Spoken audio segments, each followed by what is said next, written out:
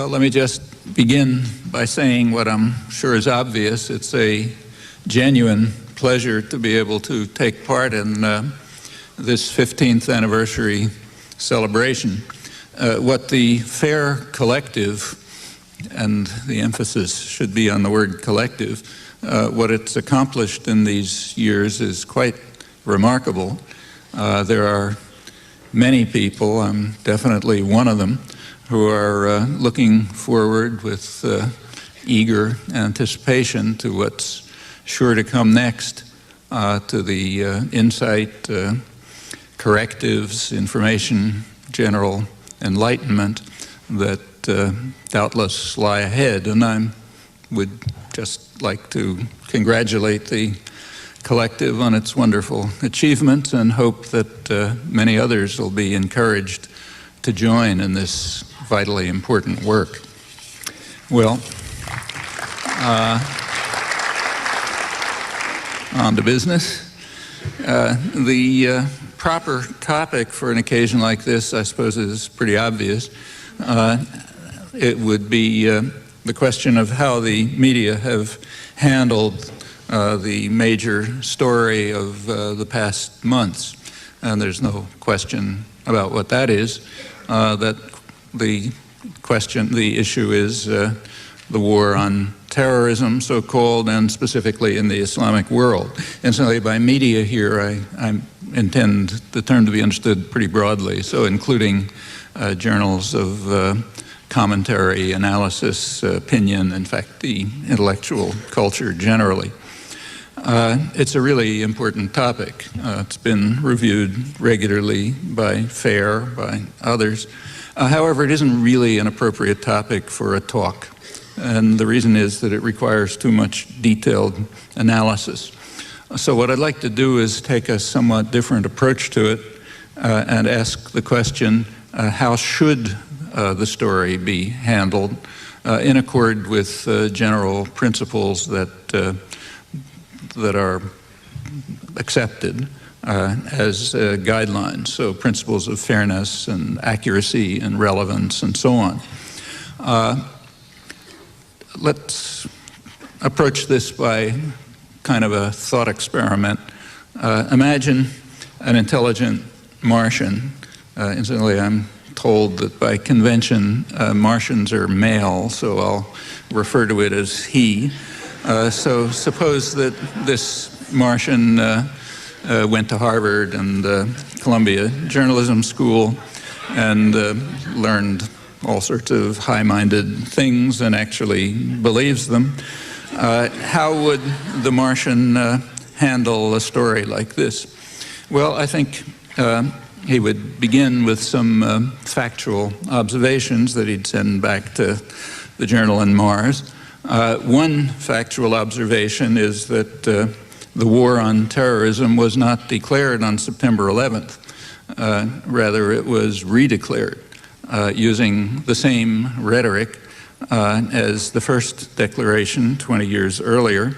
The Reagan administration, as you know, I'm sure, came into office announcing that a war on terrorism would be the core of U.S. foreign policy, and it condemned what the president called the evil scourge of terrorism.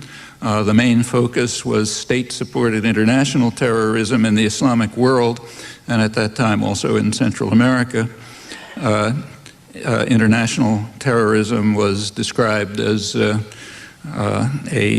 plague spread by depraved opponents of civilization itself in a return to barbarism in the modern age. Actually, I'm quoting the administration moderate, Secretary of State George Shultz.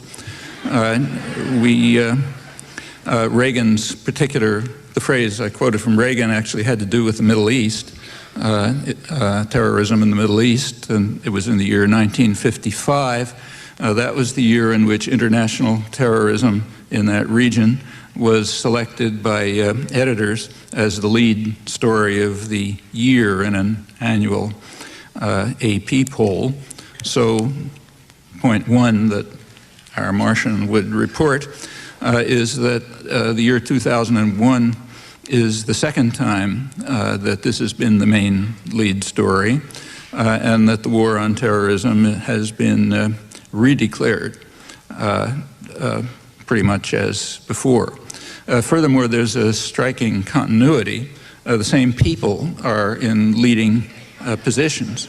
So Donald Rumsfeld, who's running the military component of the second phase of the war on terrorism, he was Reagan's special envoy to the Middle East during the first phase of the war on terrorism, including the peak year, 1985. The person who was just appointed a couple months ago to be in charge of the diplomatic component of the war at the United Nations is John Negroponte, who during the first phase was supervising U.S. operations in Honduras, which was the main base for the U.S. war against terror in the first phase. In 1985, terrorism in the Middle East was the lead story, but terrorism in Central America had second rank as the story of the day. Schultz, in fact, regarded the plague in Central America as what he called the most alarming manifestation of it. The main problem, he explained, was a cancer right here in our hemisphere, and we want to cut it out, and we'd better do it fast because the cancer was openly proclaiming the goals of Hitler's Mein Kampf, was just about to take over the world. And it was really dangerous. The danger was so severe that on Law Day, 1985, the president announced a state of emergency, a national emergency, which was because of the, as he put it, the threat to the national security and foreign policy of the United States posed by this cancer. Law Day, incidentally, is the day that in the rest of the world is celebrated as, commemorated as a day in solidarity with struggles of American workers. In the United States, it's a jingoist holiday, May 1st. The cancer was so serious, and incidentally, this was renewed annually until finally the cancer was cut out. Schultz, Secretary of State, explained that the danger was so severe that you can't keep to gentle means. His words, negotiations are a euphemism for capitulation. If the shadow of power is not cast across the bargaining table, he condemned those who seek utopian legalistic means like outside mediation, the United Nations, the World Court, while ignoring the power element of the equation.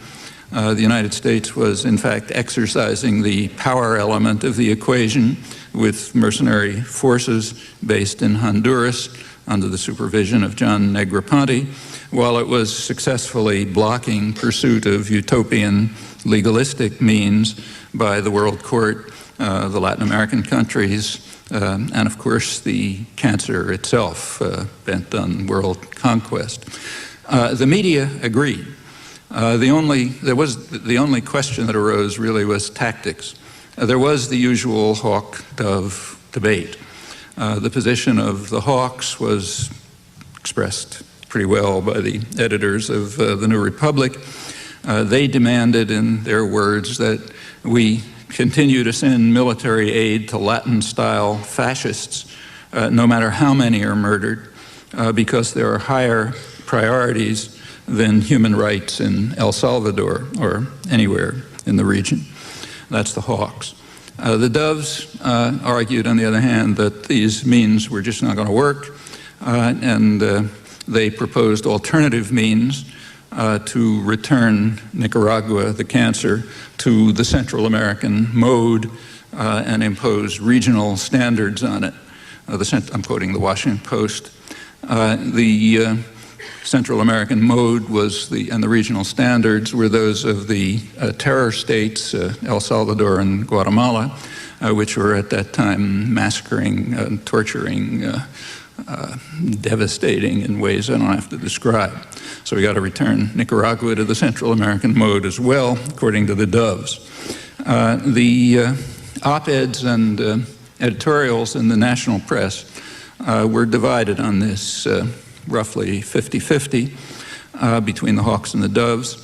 There were exceptions, but they're literally at the level of statistical error. There's material on this in print, has been for a long time if you want to look. In the other major region where the plague was raging at that time, the Middle East, uniformity was even more extreme. Well, the intelligent Martian would certainly pay great attention to all of this, very recent history, in fact, with remarkable continuity, so that the front pages in Mars would report that the so-called war on terror is redeclared by the same people against rather similar targets, although, he would point out, not quite the same targets. The depraved opponents of civilization itself in the year 2001 were, at that time, the freedom fighters organized and armed by the CIA and its associates, trained by the same special forces who are now searching for them in caves in Afghanistan. That they were a component of the first war against terror and acting pretty much the same way as the other components of the war against terror. They didn't hide their terrorist agenda, incidentally. That began early on. In fact, in 1981, when they assassinated the president of Egypt, and continuing, that included terrorist attacks inside Russia, severe enough so that at one point they virtually led to a war with Pakistan, although these attacks stopped after the Russians withdrew in 1989, leaving the ravaged country in the hands of the U.S. favorites, who turned at once to mass murder, rape, terror, the worst, generally described as the worst period in Afghanistan's history. And they're now back in charge outside of Kabul. According to this morning's Wall Street Journal, they're now, two of the major warlords are now approaching what could turn out to be a major war. Let's hope not. Well, all of this would be headline news in the Martian press, along, of course, with what it all means to the civilian population. That includes vast numbers of people who are still deprived of desperately needed food and other supplies, although food has been available for months but can't be distributed because of the conditions.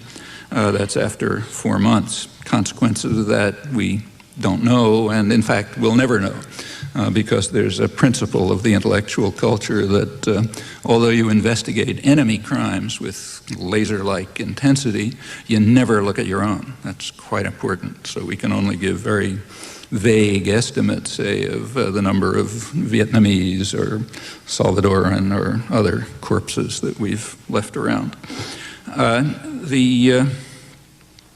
Well, as I say, this would be headlines in Mars. A good Martian reporter would also want to clarify a couple of basic ideas. First of all, he'd like to know what exactly is terrorism, and secondly, what's the proper response to it? Well, whatever the answer to the second question is, that proper response must satisfy some moral truisms. And the Martian can easily discover what these truisms are, at least as understood by the leaders of the war, what the self-declared war on terrorism, because they tell us. They tell us constantly that they're very pious Christians who therefore revere the Gospels and have certainly memorized the definition of hypocrite given prominently in the Gospels. Namely, the hypocrites are those who apply to others standards that they refuse to accept for themselves. So the Martian understands then that in order to rise to the absolutely minimal moral level, we have to agree, and in fact insist, that if some act is right for us, then it's right for others. And if it's wrong when others do it, then it's wrong when we do it.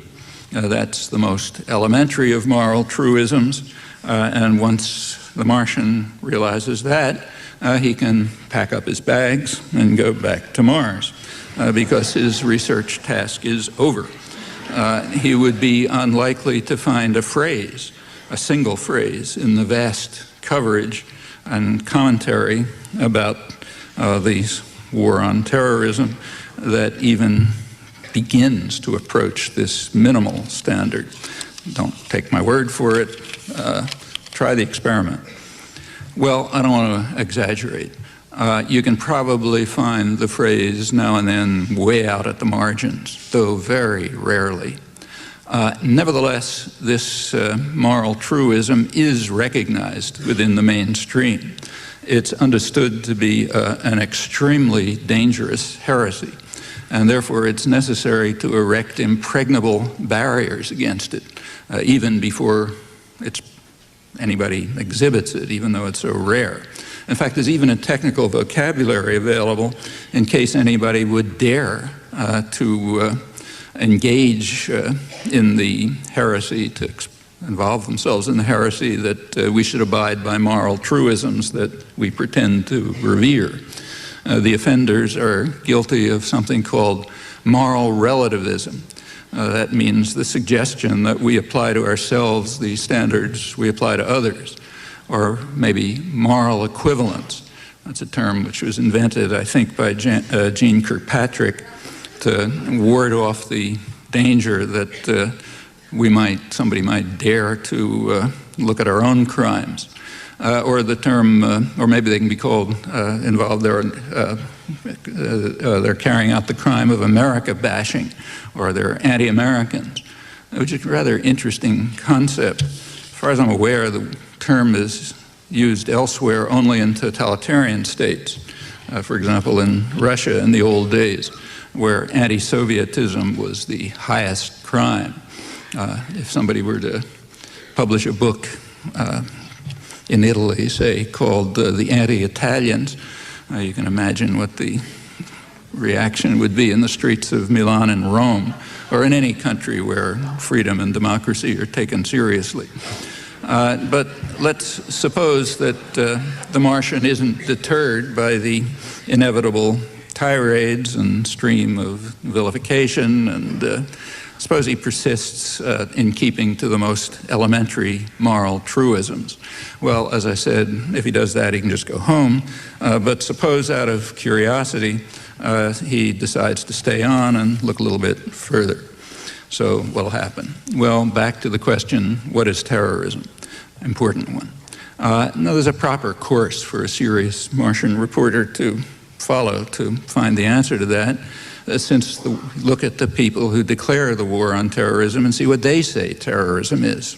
It's fair enough. And there is, in fact, an official definition in the U.S. Code and Army manuals elsewhere. It's defined briefly, terrorism, as I'm quoting, is defined as the calculated use of violence or the threat of violence to attain goals that are political, religious, or ideological in nature through intimidation, coercion, or instilling fear. Well, that sounds simple. As far as I can see, it's appropriate. But we constantly read that the problem of defining terrorism is very vexing and complex. And the Martian might wonder why that's true. And there's an answer. The official definition is unusable. It's unusable for two important reasons. First of all, it's a very close paraphrase of official government policy, which is very close, in fact. When it's government policy, it's called low-intensity conflict or counterterror. Incidentally, that's not just the United States. As far as I'm aware, this practice is universal. So about, just as an example, back in the mid-60s, the RAND Corporation, the research agency connected to the Pentagon mostly, the RAND Corporation published a collection of interesting Japanese counterinsurgency manuals having to do with the Japanese attack on Manchuria and North China in the 1930s. I was kind of interested. I wrote an article about it at the time, comparing the Japanese counterinsurgency manuals with US counterinsurgency manuals for South Vietnam. Virtually identical. That article didn't fly too well, I should say. Anyhow, it's a fact, and as far as I know, it's a universal fact. So that's one reason you can't use the official definition. The other reason you can't do it is much simpler. It just gives all the wrong answers, radically so, as to who the terrorists are. So therefore, the official definition has to be abandoned, and you have to search for some kind of sophisticated definition that'll give the right answers, and that's hard. That's why you hear that it's such a difficult topic, and big minds are wrestling with it, and so on. Fortunately, there is a solution. The solution is to define terrorism as the terrorism that they carry out against us, whoever we happen to be. As far as I know, that's universal in journalism, in scholarship, and also I think it's a historical universal. At least I've never found any country that doesn't follow this practice. So fortunately, there's a way out of the problem. Well, with this useful characterization of terrorism, we can then draw the standard conclusions that you read all the time, namely that terrorism is a weapon of the weak. Of course, terrorism in the official sense is a weapon of the strong, like most weapons, but it's a weapon of the weak by definition once you comprehend that terrorism just means the terrorism that they carry out against us. Then, of course, it's true by definition that terrorism is a weapon of the weak, so the people who write it all the time, you see it every time you open the newspapers or the journals, they're right. It's a tautology, and by convention. Well, suppose the Martian goes on to defy what are apparently universal conventions, and he actually accepts the moral truisms that are preached, and he also even accepts the official US definition of terrorism. I should say by this time he's way out in outer space, but let's proceed. If he goes this far, then there certainly are clear illustrations of terrorism. September 11th, for example, is a particularly shocking example of a terrorist atrocity. Another equally clear example is the official US-British reaction, which was announced by Admiral Sir Michael Boyce, Chief of the British Defense Staff, reported in a front-page story in the New York Times in late October. He informed the people of Afghanistan that the United States and Britain would continue their attack against them until they get their leadership changed. Notice that that's a textbook illustration of international terrorism according to the official definition. I won't reread it, but if you think about it, it's just perfect illustration. 2 weeks before that, George Bush had informed the Afghans, people of Afghanistan, that the attack will go on until they hand over wanted suspects. Remember that overthrow of the Taliban regime was a kind of an afterthought brought in a couple of weeks after the bombing, basically for the benefit of intellectuals so they could write about how just the war is and so on. At that time, when this, of course, is also textbook terrorism. We're going to continue to bomb you until you hand over some people we want you to hand over. The U.S. at the very same time, the Taliban regime did ask for evidence, but the U.S. contemptuously dismissed that request, also flatly refused to even consider offers of extradition, which may have been serious, may not have been, we don't know, because they were rejected. Well, the Martian would certainly report all of this, and if he did a little homework, he would quickly find the reasons, adding many other examples. The reasons are very simple. The world's rulers have to make it clear that they do not defer to any authority. Therefore, they do not agree They do not accept the idea that they should offer evidence. They do not agree that they should request extradition.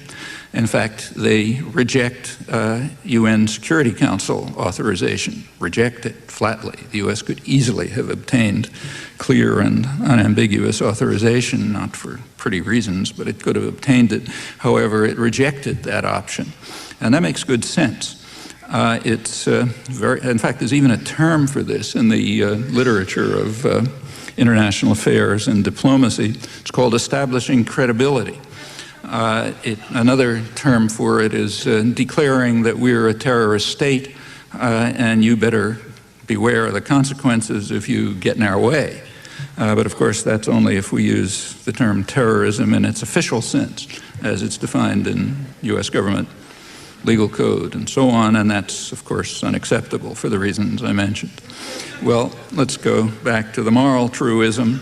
According to official doctrine, which is almost universally accepted, in fact described as just and honorable, indeed obviously so, according to that, the United States is entitled to conduct a terrorist war against Afghans until they hand over suspects to the United States, which refuses to provide evidence or request extradition, or in Boyce's later terms, until they change their leadership. Well, anyone who's not a hypocrite in the sense of the Gospels will therefore conclude at once that Haiti is entitled to carry out large-scale terrorism against the United States until it hands over a murderer who's already been convicted of responsibility for 4,000 to 5,000 deaths. No question about the evidence in this case. They've requested extradition repeatedly, most recently on September 30th last year, right in the midst of all the talk about Afghanistan being subjected to terrorism if it doesn't hand over suspected terrorists. Of course, that's only 4,000 or 5,000 black people. I guess it doesn't count quite as much. Or perhaps they should continue to carry out massive terror in the United States, since they can't bomb, maybe bioterror or something, I don't know what, until the United States changes its leadership, which is in fact responsible for terrible crimes against the people of Haiti right through the 20th century. In fact, Haiti's been the main target of US terrorist attack in the 20th century, going back to Woodrow Wilson, and in fact it goes back for 200 years, and what's more, it's still going on. Certainly, keeping now to moral truisms, Nicaragua is entitled to do the same, incidentally targeting the leaders of the redeclared war on terrorism, same people often. Recall that the terrorist attack against Nicaragua was far more severe even than September 11th. Tens of thousands of people were killed. The country was devastated. May never recover. It's now the second poorest country after Haiti in the hemisphere. Also, this happens to be an uncontroversial example, so we don't have to argue about it. It's uncontroversial because of the judgment of the World Court condemning the United States for international terrorism, backed up by the Security Council in a resolution calling on all states to observe international law, mentioning no one, but everyone knew who they meant. Vetoed by the United States, Britain abstaining, or the judgment of the General Assembly and successive resolutions affirming the same thing, opposed by the United States and one or two client states. The World Court ordered the United States to terminate the crime of international terrorism and to pay massive reparations. The U.S. responded with a bipartisan decision to escalate the attack immediately. I already described the media reaction. All of this continued until the cancer was destroyed, and it continues right now. So in November 2000, there was an election in Nicaragua, 2001, sorry, last November. The United States, right in the middle of the war on terrorism, the United States radically intervened in the election. It warned Nicaragua that the United States would not accept the wrong outcome, and even gave the reason. The State Department explained that we cannot overlook Nicaragua's role in international terrorism in the 1980s when it resisted the international terrorist attack that led to the condemnation of the United States for international terrorism by the highest international authorities. Well, here all of this passes without comment in an intellectual culture that's simply dedicated passionately to terrorism and hypocrisy, but I guess it might have had some headlines in the Martian press. You might look and see how it was treated here. Well, you might also incidentally try out your favorite theory of just war in this uncontroversial case.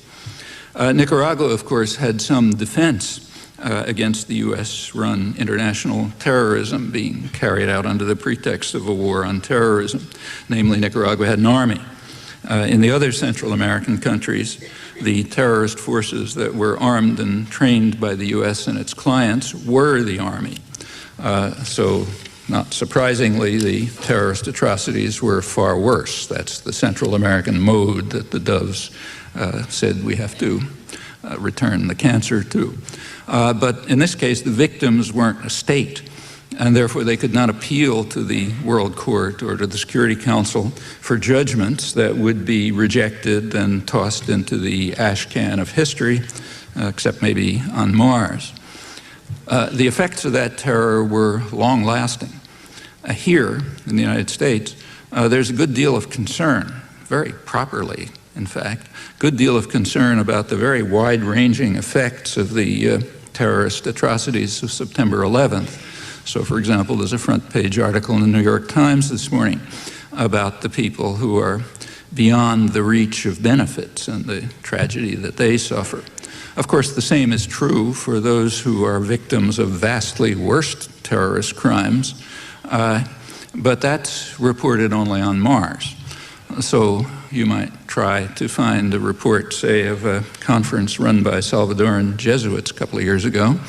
The Jesuits, their experiences under U.S. international terrorism were particularly grisly.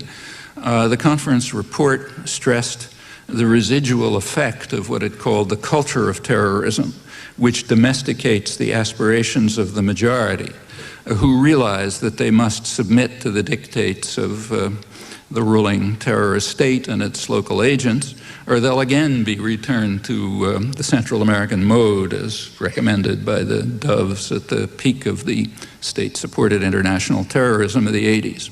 Unreported here, of course, maybe headlines on Mars. Well, the Martian would, how much time do I have? Does anybody have any idea?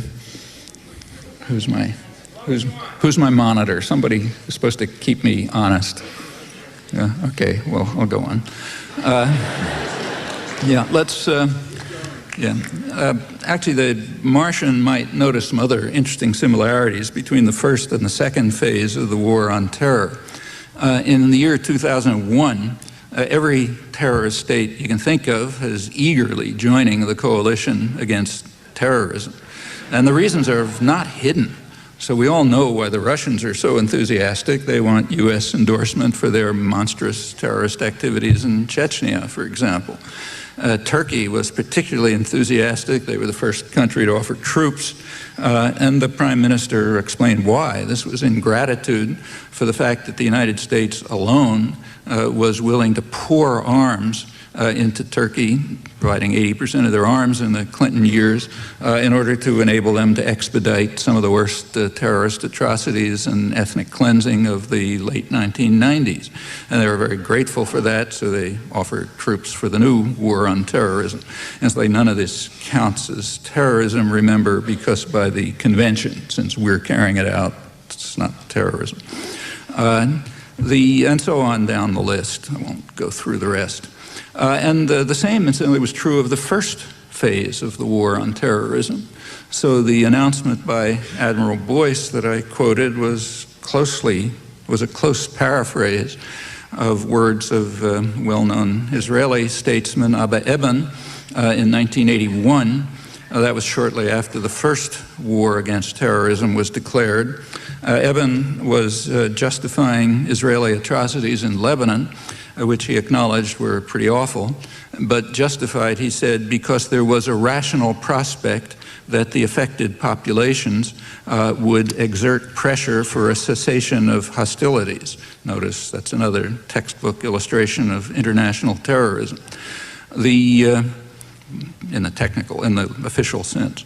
The hostilities that we're talking about were at the Israel-Lebanon border, overwhelmingly Israeli in origin, often without even a pretext, but backed by the United States, so therefore they're not terrorism by convention, and they're not part of the history of terrorism. At the time, with decisive U.S. support, Israel was carrying out attacks in Lebanon, bombing and other atrocities, to try to elicit some pretext for a planned invasion. Well, they couldn't get the pretext, but they invaded anyway, killing about 18,000 people and continuing to occupy southern Lebanon for about 20 years with many atrocities, but all off the record because the U.S. was decisively supporting it. All of this peaked, the post-1982 attack, in 1985. That was the peak year for U.S.-Israeli atrocities in southern Lebanon, what were called the Iron Fist operations. These were large-scale massacres and deportations of what the High Command called terrorist villagers. These operations, under Prime Minister Shimon Peres, are one of the candidates for the prize of the worst international terrorist crime in the peak year of 1985. Remember when it was the leading story of the year. There are other competitors. One of them, also early 1985, was a bombing in Beirut, a car bombing. The car bombing was outside a mosque, timed to go off just when everybody was leaving to ensure the maximum number of casualties. Killed 80 people, wounded more than 250, according to the Washington Post, which gave a pretty grisly account of it. Most of them were women and girls, but it was a heavy, strong bomb, so it killed infants in their beds and all kind of other atrocities. But that doesn't count because it was organized by the CIA and British intelligence, so therefore it's not terrorism. So that's, it's not really a candidate for the prize. The only possible other competitor in the peak year of 1985 was the Israeli bombing of Tunis, which killed 75 people. There's grisly accounts of it in the Israeli press by good reporters. The U.S. cooperated in the atrocity by failing to inform its Tunisian ally that the bombers were on their way. George Shultz, Secretary of State, immediately called the Israeli Prime Minister, Yitzhak Shamir, to inform him that the United States had considerable sympathy for this action, as he put it. However, Shultz drew back from open support for this international terrorism when the Security Council condemned it unanimously as an act of armed aggression, with the U.S. abstaining. Well, let's continue to give Washington and its clients the benefit of the doubt, as in the case of Nicaragua, and let's assume that the crime was only international terrorism, not the far more serious crime of aggression, as the Security Council determined. If it was aggression, then again, observing moral truisms, we move on to Nuremberg trials. Well, those are the only three cases that come anywhere near that level in the peak year of 1985. A couple of weeks after the Tunis bombing, Prime Minister Peres came to Washington, where he joined Ronald Reagan in denouncing the evil scourge of terrorism in the Middle East. None of this elicited a word of comment, and that's correct, because by convention, none of it is terrorism. Recall the convention. It's only terrorism if they do it to us. When we do much worse to them, it's not terrorism. Again, a universal. Well, the Martian might notice that, even if it's not discussable here.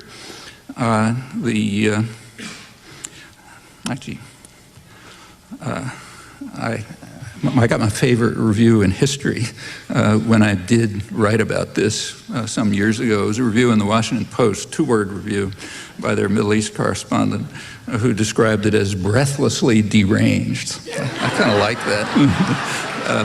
I think he was wrong about breathless. If you read the article, it's pretty calm, but deranged is correct. You have to be deranged to accept elementary moral truisms and to describe facts that shouldn't be described. That's probably true.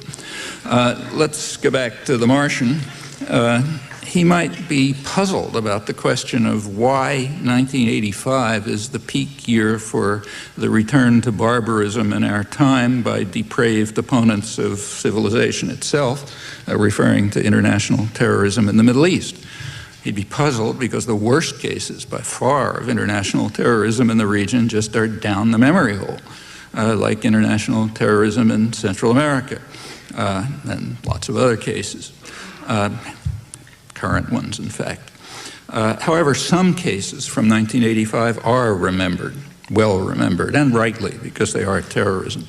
The official prize for terrorism that year goes to the hijacking of the Achille Lauro and the murder of a crippled American, Leon Klinghoffer. Everyone knows about that one correctly. It was a terrible atrocity. Now, of course, the perpetrators of that atrocity they described it as retaliation for the Tunis bombing a week earlier, vastly worse case of international terrorism. But quite rightly, we dismiss that excuse with the contempt that it deserves. And all of those who do not regard themselves as cowards and hypocrites will take the same principled stand with regard to all other violent acts of retaliation, including, for example, the war in Afghanistan, which, remember, was undertaken with the clear and unambiguous expectation that it might drive millions of people over the edge of starvation. And as I said, we'll never know. For principled reasons, or lesser atrocities, such as those in alleged retaliation in the Israeli-occupied territories right now, with full U.S. support, as always, so they're not terrorism.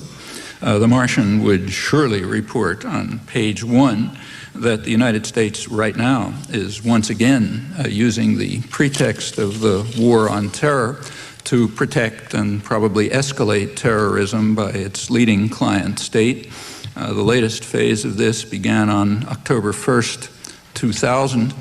That's when Israeli helicopters, which when you read that, that means U.S. helicopters with Israeli pilots provided in the certain knowledge that they're going to be used for what they're used for. On October 1st, first day after the current intifada, U.S. helicopters began to attack unarmed Palestinians with missiles, killing and wounding dozens of them. There wasn't any pretext of self-defense.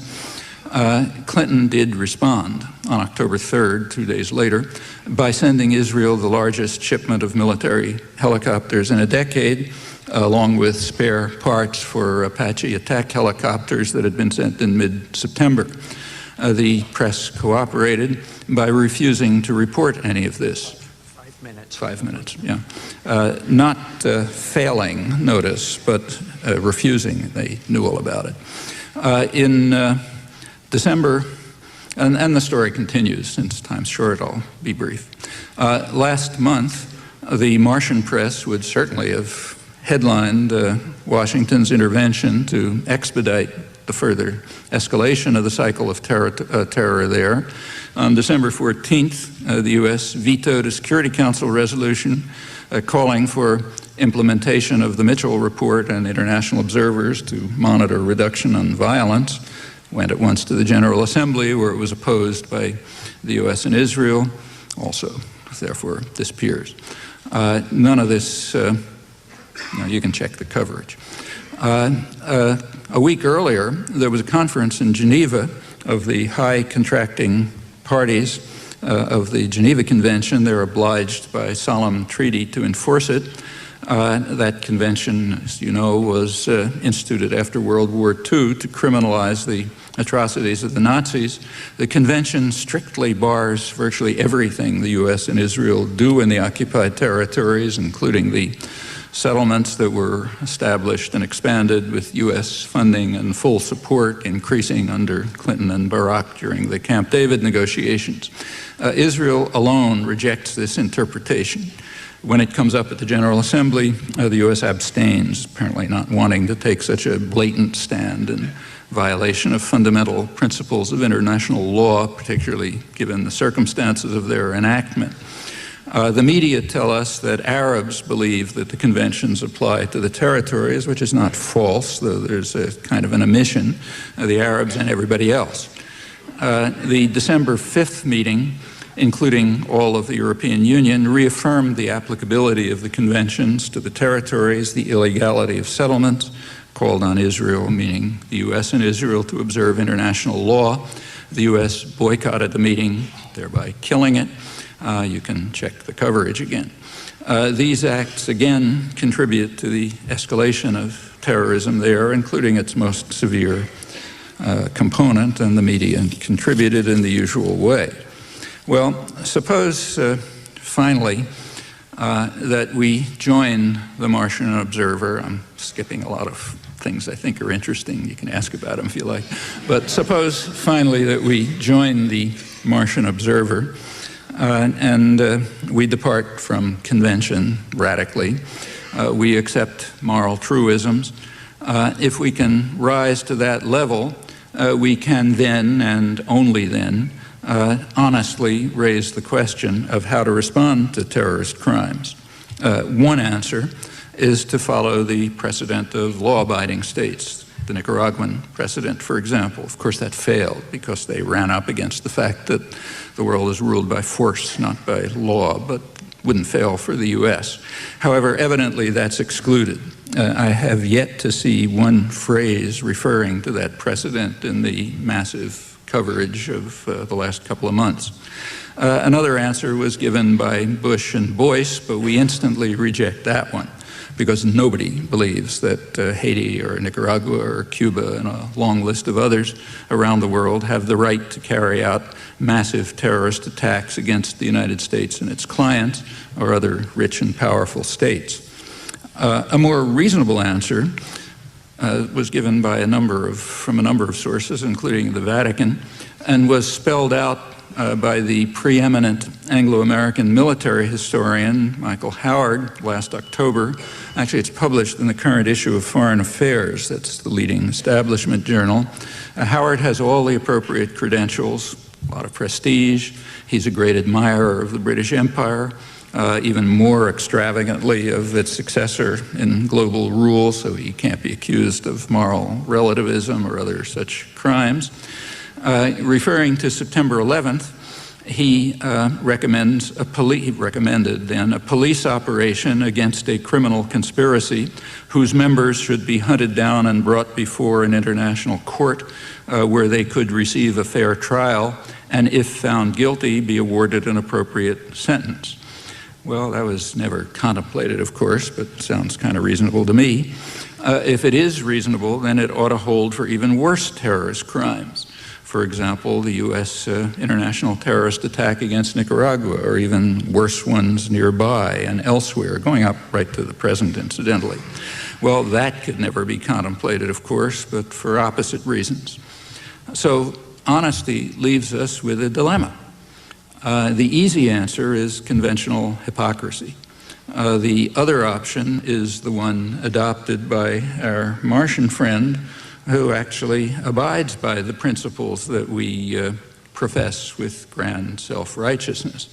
That option is harder to consider, but imperative if the world is to be spared still worse disasters. Thanks.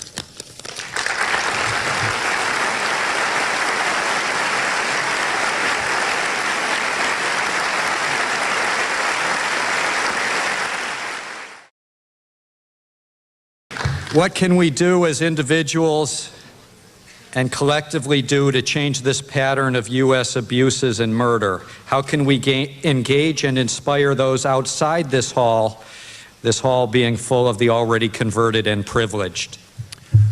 First of all, an apology. If I act as if I can't see you, that's because I can't see you. It's all black out there. I assume there must be people, but can't see any faces.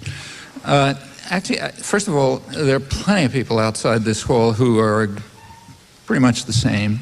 In fact, it's a very powerful current in the country and, in fact, throughout the world. There's plenty of evidence for that. As to what you can do about it, I think we all know the answer.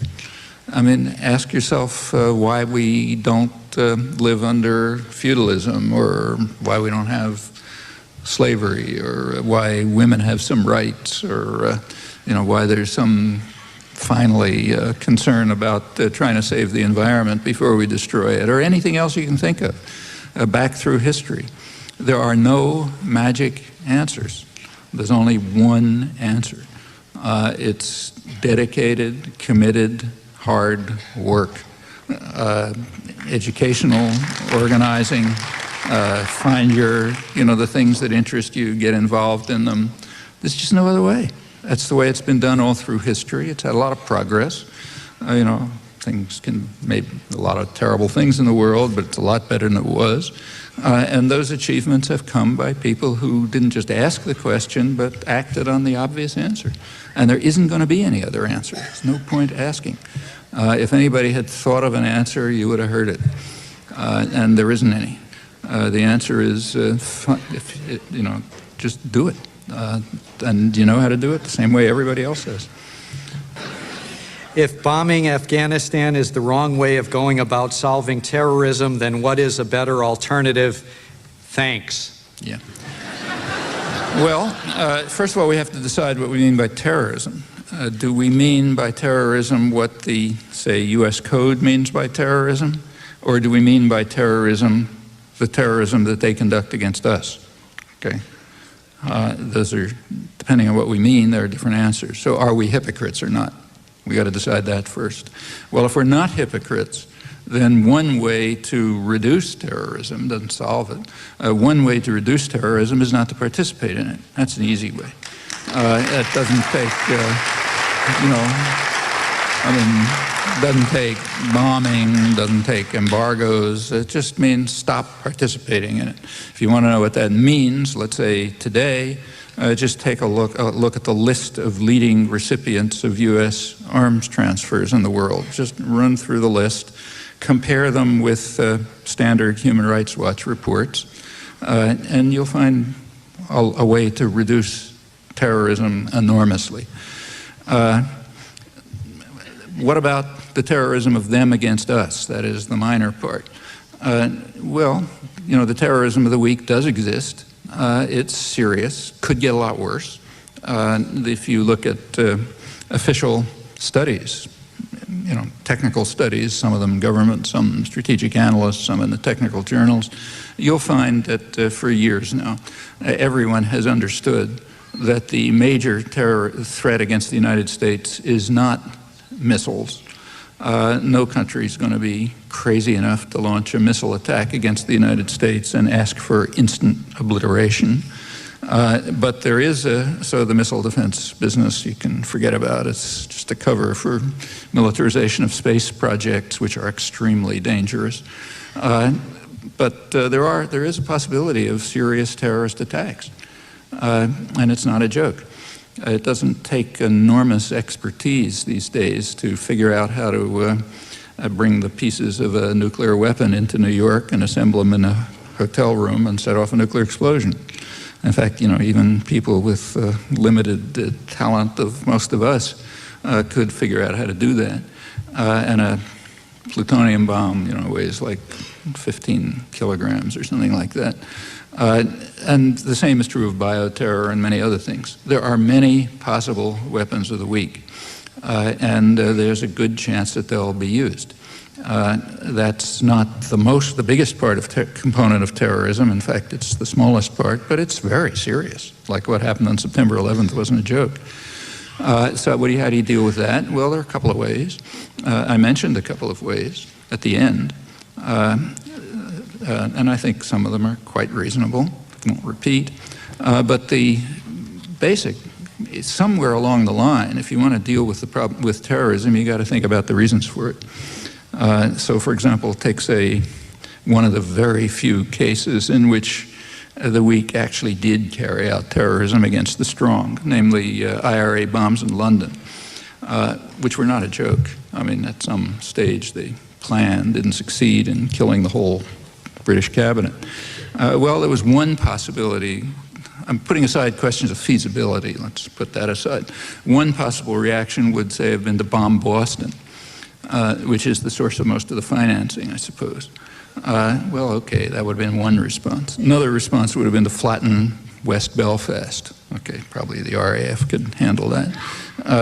It wouldn't, even feasibility aside, those have been lunatic responses. Those are the responses we're doing now. A sensible response was the one that I quoted from Michael Howard. Find the perpetrators. It's a criminal act. Find the agents of the criminal act. Get evidence about them. Bring them to a proper court tribunal. And sentence them. And then, he didn't say this, and then look into the grievances that lie behind it. And there usually are grievances. I mean, any criminal act you think of, whether it's a robbery in the streets or September 11th or even worse terrorist crimes, of which there are unfortunately numerous, I gave a few cases, there's usually something that lies behind them. And when you look at what lies behind them, there often are, some of the grievances are quite legitimate. And they ought to be dealt with, quite apart from terrorism. Independently of terrorism. So one of the things I didn't get to talk about, but could, is the question, why do they hate us? That George Bush's plaintive question, which has actually been asked for a long time. And we have answers to it, back to the 1950s from the internal declassified record. So Eisenhower, for example, raised exactly the same question back in 1958. He said, look, secretly, in secret discussion, he said, there's a campaign of hatred against us in the same area of the world, not by governments, but by the population. And what's the reason? And the National Security Council gave him the reason. And the reason is that there's a perception, which we can't counter because it's true, that the U.S. supports a harsh and brutal status quo in order to pursue its own interests in obtaining the energy resources of the region, and therefore supports brutal and oppressive regimes. And we have a hard time dealing with this because the perception's correct. And they say it's natural that we should do that.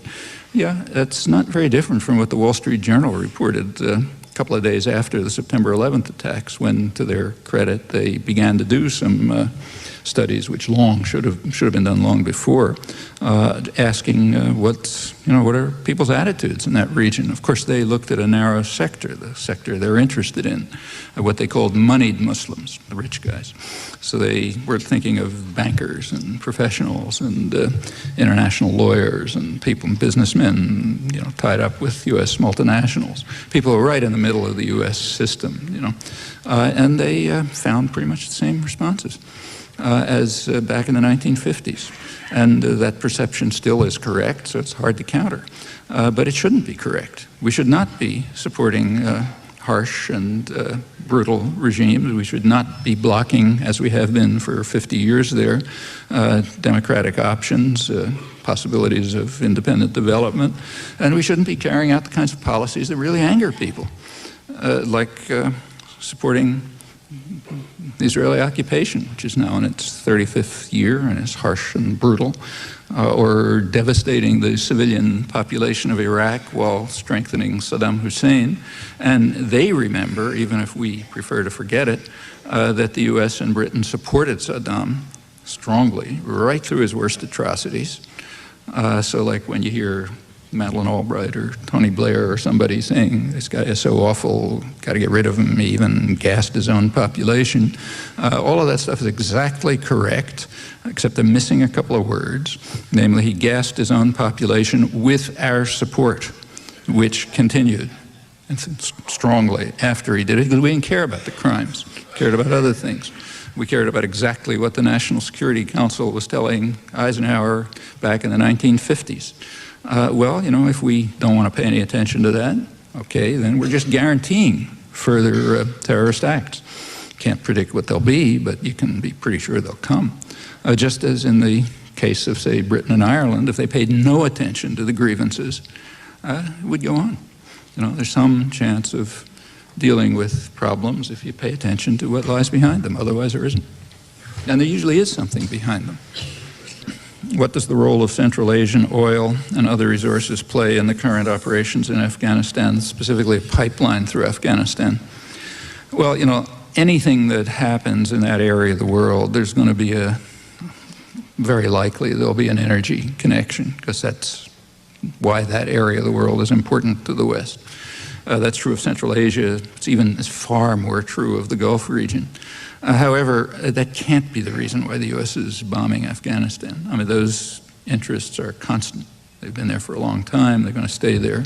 They didn't change on September 11th. But now they certainly enter. So, for example, George Bush's representative in Afghanistan, Khalilzad, he was, in fact, a consultant for Unocal. And it's not very surprising. Unical's been trying to put a pipeline through there for some years. How important it is, you can debate. Probably not all that important, but of some interest to them.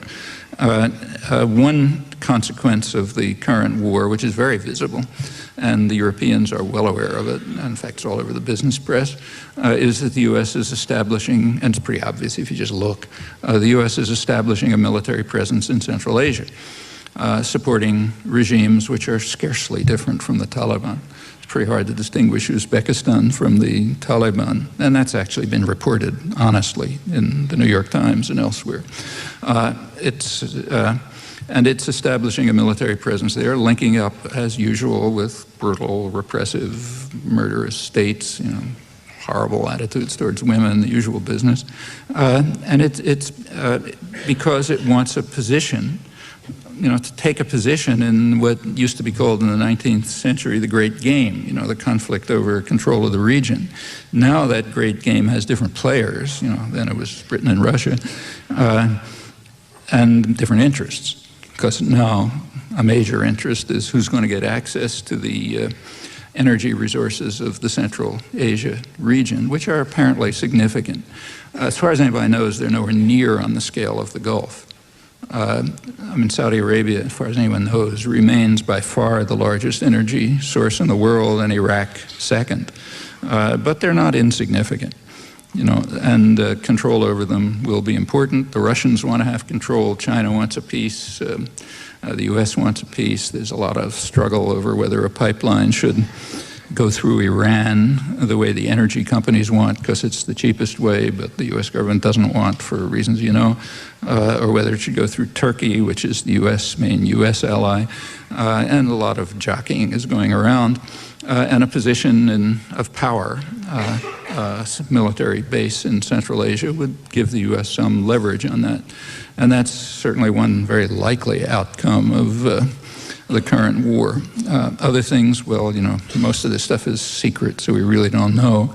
But it happened. I was in India in November and passed through Pakistan for a couple of days at the end, and I happened to be in Islamabad for a day, which was the same day as the meetings of the World Bank and the UN Development Fund on late November on development projects for post-war Afghanistan. The Pakistani press, which is surprisingly free and open, at least surprised me, though I sort of knew it from reading Iqbal Ahmed's work, but it's true. They were reporting it pretty straight, and they quoted drafts of World Bank documents which are being presented at the meeting. Actually, I put one of them up on the internet if you're interested. But what it said, I mean, I can't check the original to see if it's accurate. These are internal documents of the World Bank and people like that.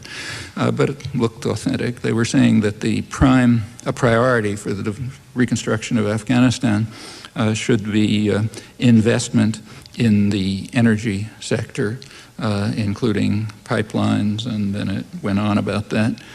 And, you know, those are obviously not the priorities for a country that's been devastated primarily by the U.S. and Russia for the last 20 years and is a total wreck. But if this is correct, that's the projection of the international institutions and their concerns. Maybe, maybe not, until these institutions become transparent enough so that one can find out what they're up to. We'll just have to speculate and use what bits of information there are. But it wouldn't surprise me. That's how this region has been viewed. So yes, there are Central Asian energy interests related to it, and they'll probably become more important in the coming years, with a very likely conflict among China, Russia, United States, other smaller, and participants and antagonists. Could be a difficult area. Can you speak about the current trend of equating protest with terrorism, on how the media, government, and people of the U.S. view these protests, for example, anti-globalization protests? Well, it was completely obvious the first moment after September 11th. I have to say, when I was first asked by reporters for comments within a couple of hours, the first thing that came to mind is what I suppose is obvious, that every harsh and repressive force in the world is going to use this as a window of opportunity to pursue their own agendas.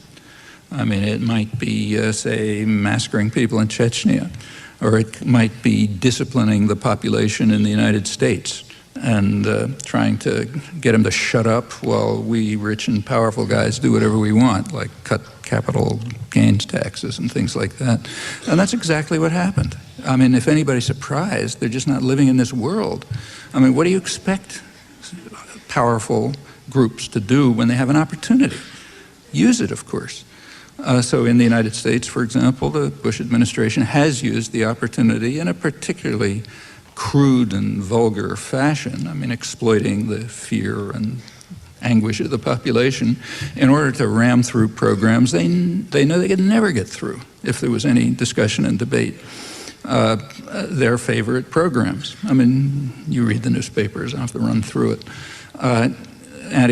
What's called anti-globalization, which is a terrible word, incidentally. I mean, it's a term of propaganda, remember. We should never use that term. There is nobody who's opposed to globalization. So, for example, in fact, the main, the modern left, the left in the modern sense, the workers' movement of the left, I mean, after all, it began with and retains a commitment to globalization. That's what the First International was about. What's an international? I mean, it was interested in international integration, but in a form which serves the interests of the general public, not a small sector of investors and lenders. What's called globalization is a specific form of economic integration, which happens to be to benefit the interests of those who designed it, not very surprisingly. And the interests of everybody else are kind of incidental. They could be harmed, benefited, doesn't matter. Well, that's called globalization, and therefore anybody who's opposed to it is called anti-globalization. So then they can be described as, primitives who want to go back to the Stone Age or something like that. But that's all just pure propaganda. I mean, the question is, what form of international integration do we want? So next week, there's going to be 2 meetings about this. One of them in New York, that's the Davos meetings. Another one in Porto Alegre in Brazil, it's the World Social Forum. Davos is the people who the leading business journal in the world, the Financial Times, at their last meeting called the Masters of the Universe. There was a touch of irony in that, but not very much. It's pretty accurate. So there'll be a basically secret meeting of the Masters of the Universe here in New York, and there'll be a very public meeting in Porto Alegre of popular groups from all over the world, and so on and so forth. Jeff's going to be there, I'm going to be there, lots of other people from all over the world will. Well, they're all in favor of globalization. The question is, what form should it take? So none of the people in Porto Alegre are opposed to globalization. That is, they're not opposed to the fact that they're going to be in Porto Alegre, right, which is a kind of globalization. These are terms of propaganda. We should drop them.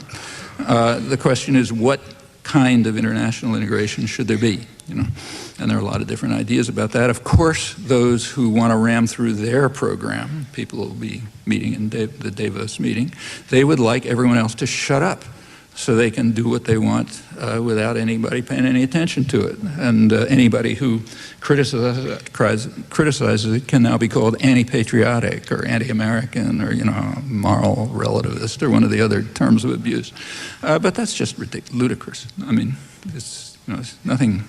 I mean, the first reaction of the U.S. Trade Representative, Robert Zoellick, to the terrorist attacks was that if you're opposed to terrorism, you have to grant the president Stalinist-style authority to reach international agreements without congressional involvement or public knowledge. There's a name for that. It's called fast track or trade enhancement. It's like the old Kremlin days. That's the way you're going to make Osama bin Laden, quake in his boots if you give the president that authority. And that's what they managed to get it. They managed to ram it through Congress, I think, with one vote by pleading patriotism. Well, yeah, sure, that's exactly what they're going to do. I mean, they would do that if there was an earthquake. Whatever is going to happen, yes, they'll try to use that opportunity. This one happens to be particularly vulgar. And in fact, things like the disgracefully named U.S. Patriot Act, which is really reminiscent of Stalinism, including its wording. Yeah, they'll try to impose things like that using the current fear and concerns of the population. Naturally, that's what you do if you're in power. But there's no reason why it should succeed. My suspicion is it probably won't. But that's in our hands, really. Are you going to subject yourself to efforts at imposing submissiveness and discipline or not? There's no more reason to shut up about things you think are important now than there were pre-September 11th. Certainly people with power aren't shutting up.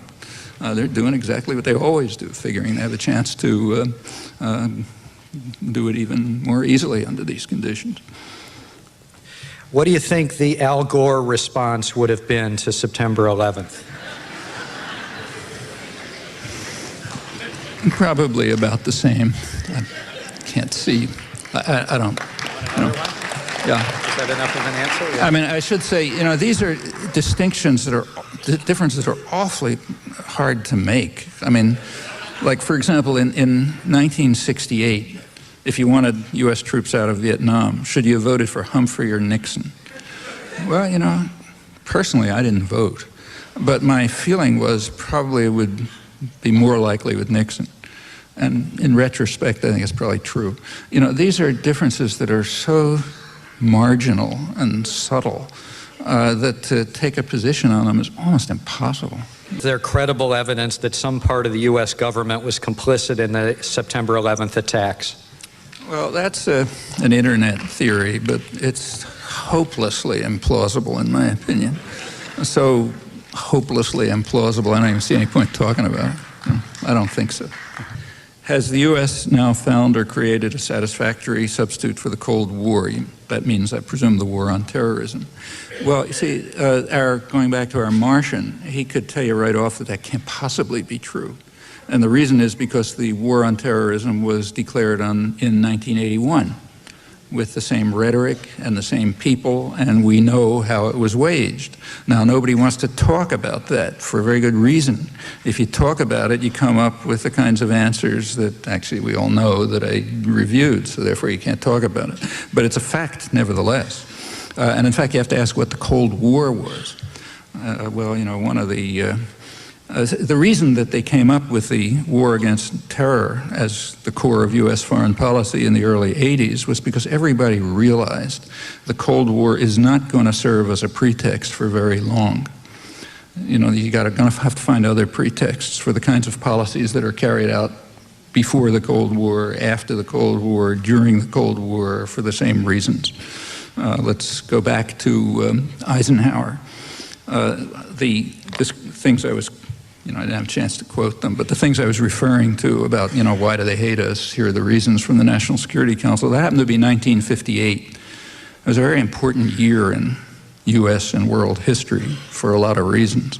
Actually, the U.S. faced 3 major crises that year, according to internal debate. We have a huge internal record on this. It'd be front page news in Mars because goes right up to the present. Everything that happened then goes right up to the present.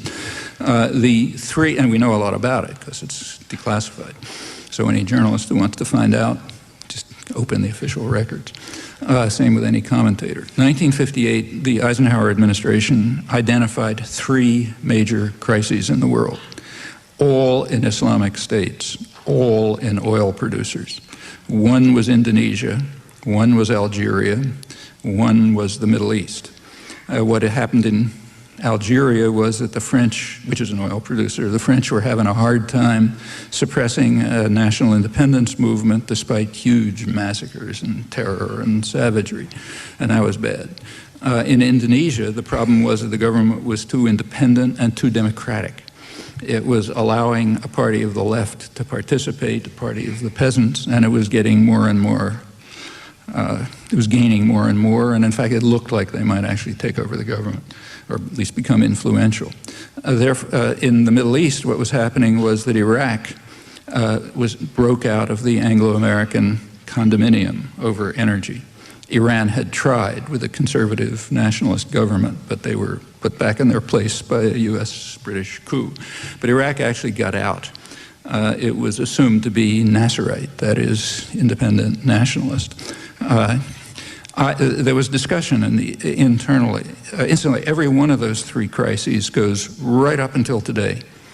The U.S. reacted in Indonesia by organizing the biggest clandestine operation in post-war history to try to break up Indonesia and to take over the outer islands where most of the resources are. Failed and led to things we don't have to talk about. In the Middle East, it's quite interesting what happened. Among other things, the U.S. sent troops to Lebanon. My wife, who does the New York Times crossword puzzle, asked me the other night around 1 o'clock in the morning what I thought the answer was to a 7-letter blank space for U.S. peacekeeping operation in 1958. I tore my hair out thinking it can't be this, but I said, well, maybe Lebanon. Lebanon was a U.S. invasion. It wasn't a peacekeeping mission, which said, in fact, the U.S. troops that landed were authorized to use nuclear weapons, apparently. It was connected with Iraq's breakaway. What happened in Lebanon afterwards, I don't have to describe to you. This goes straight up to the Gulf War. You know, you take a look at the meetings between Britain and the United States, then they lay it all out. Okay, it's right up to the present. Same in Algeria. There's monstrous terrorist acts going on, a lot of them by the government, a lot of them probably supported by French intelligence. Very messy story. Anyway, they're all going on ever since. There was discussion internally. It was naturally raised. What's the role of the Russians in all this? And the conclusion was nothing.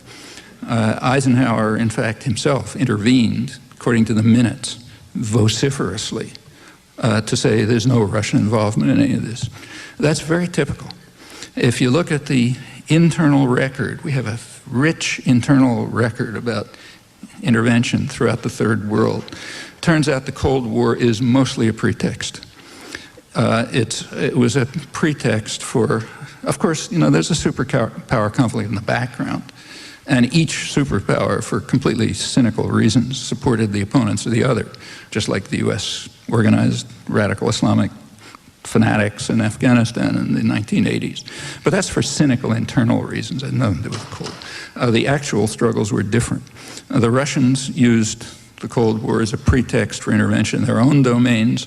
We used the Cold War as a pretext for intervention in our much broader domains. That's true in case after case. There's no time to run through it, but the evidence, case by case, is quite substantial. So it's true that there's a need for a substitute for the Cold War as a pretext. In fact, a month after this was obvious, a month after the Berlin Wall fell. Berlin Wall fell in November 1989. Okay, that ended going back to why international terrorism, they were looking for something. What are we going to use if the Russians aren't there? So, you know, Hispanic narco-traffickers, international terrorists, something or other. This came to a head in November 1989. Berlin Wall fell, absolutely no possibility of pretending the Russians are coming. What happened right after? Well, the first thing that happened is the U.S. stepped up its terrorist attacks against Nicaragua. Another thing that happened is the U.S. invaded Panama. Now, the Panamanians don't think this is particularly trivial. Like, for example, the Panamanian press, like everywhere, denounced the September 11th atrocities very harshly, but they added, as did many people around the world, we're not unfamiliar with it. In Panama, they referred to the bombing of the Barrio Chorrillo, a slum where, according to them, a couple thousand people were killed in one bombing raid. We don't know whether that's true because it's a Western crime, so therefore it's never investigated. That's the same principle, but could be true. The U.S. invaded Panama, certainly killed a lot of people, vetoed 2 Security Council resolutions. The purpose was to kidnap a thug, minor thug, not a Saddam Hussein, who was brought to Florida, tried, and convicted for crimes that he committed mostly when he was on the CIA payroll. Well, you know, that's like a footnote to history. You don't even mention it. But it was after the Cold War, so it had to have different pretexts, and it did. It was to defend ourselves against Hispanic narco-traffickers. It wasn't because the Russians were coming. Also, as the current human rights advisor to the National Security Council, Elliot Abrams, advised, he had just been kicked out of the government for crimes. He pointed out correctly that this is the first time that the United States can carry out an intervention without any concern that the Soviet Union might react somewhere in the world, you know, for their own reasons, but use the opportunity. So now we don't have to worry about it. We can just intervene straight out. Other than tactics and pretexts, it's the same as everything else. And it continues that way right through the 90s. And in fact, it was that way before the Cold War broke out. I mean, Cold War began in 1918. You know, you know, right before that, Wilson had invaded Haiti and the Dominican Republic, devastating invasions. But that was to protect us against the Huns, because the Russians weren't there yet. And so it goes. I mean, and we know that it's mostly a pretext. I mean, there's a superpower conflict in the background, but pretext. In fact, that became extremely clear I mean, anybody who wanted to know anything about this would certainly have looked at a public document, namely George Bush I's first presentation to Congress calling for a huge military budget after the fall of the Berlin Wall, right? There's one every year. So the interesting one was, well, what about the one in March 1990? And it was interesting. It was the same as all the others. You know, we need a huge military budget, but it wasn't to defend ourselves against the Russians, because you couldn't pretend that anymore. We needed a huge military budget because of, actually I'm quoting, the technological sophistication of third world countries. That's what we needed.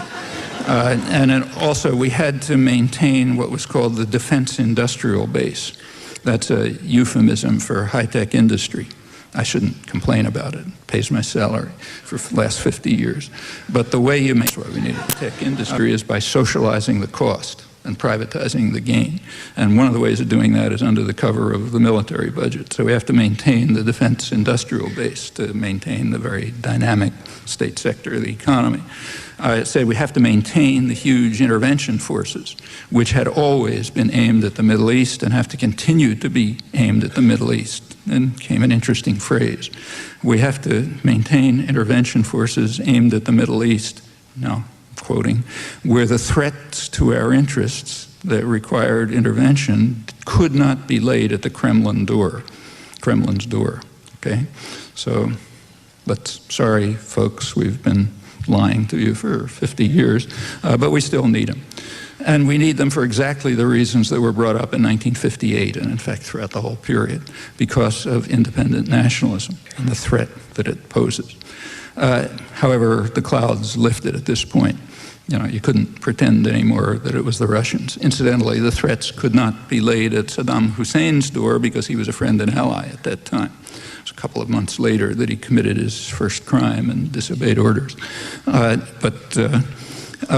so there you have it. I mean, sort of spelled out. And everything that happened since supports it. In fact, it's not that the Cold War didn't exist. It's not. In fact, it came close to blowing up the world several times. It was real, but it's not primarily a superpower conflict. It was primarily what's called a North-South conflict. It used to be called imperialism in the old days. We don't like that word anymore. So it's what's called a North-South conflict, and the concern was primarily independent nationalism and what was called its virus effect. You might have a virus that would infect others. So Cuba, let's say. The U.S., for years, the pretense was we have to carry out terrorist actions against Cuba, and they have been extremely severe, and an embargo which is very harsh, the harshest in the world, even food and medicine. And we need that because it's a tentacle of the Russian Empire. It's going to strangle us, just like Nicaragua was going to conquer the world. That's why we needed it. In 1989, that was gone. So we had to have some other reason for maintaining it. Notice that it all got harsher after 1989. So you need to put with some other pretext. We also know why it started, because now we have the declassified records. So the U.S. decision to overthrow the government of Cuba actually was considered in the summer of 1959. That's after about 2 months by the National Security Council, 2 months after Castro took over. But it was formally made in March 1960. There's no Russian connection. In fact, they knew Castro was regarded as anti-communist. The Kennedy administration came in. They were going to focus on Latin America. So Kennedy naturally had a Latin American mission, which was headed by historian Arthur Schlesinger, He submitted a report to the incoming president of the conclusions of the mission, and of course he discussed Cuba, and he discussed the Cuban threat. The Cuban threat is the threat of the spread of the Castro idea of taking matters into your own hands.